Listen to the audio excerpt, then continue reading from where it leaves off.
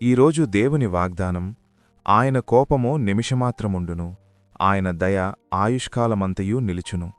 సాయంకాలమున ఏడ్పు వచ్చి రాత్రియుండినను ఉదయమున సంతోషము కలుగును. కీర్తనల గ్రంథము 30వ అధ్యాయము 5వ వచనము. మన జీవిత ప్రయాణంలో ఎదురయ్యే కష్టాలు, కన్నీళ్లు ఎప్పుడూ శాశ్వతం కావని ఈ వాక్యం మనకు గొప్ప భరోసా ఇస్తుంది.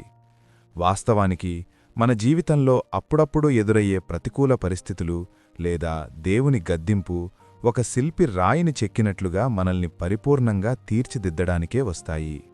దేవుని కోపమనేది మనల్ని నాశనం చేయడానికి కాదు, మనలోని మాలిన్యాన్ని తొలగించి మనల్ని సరైన మార్గంలో పెట్టడానికి మాత్రమే.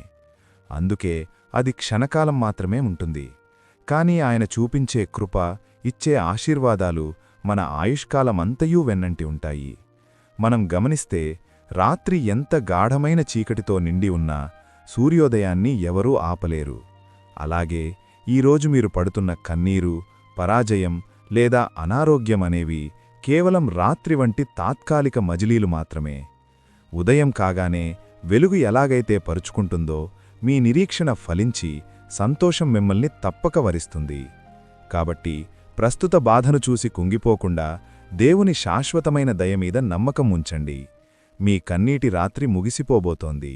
అద్భుతమైన ఆశీర్వాదాల ఉదయం మీ జీవితంలో త్వరలోనే ప్రారంభం కాబోతోంది.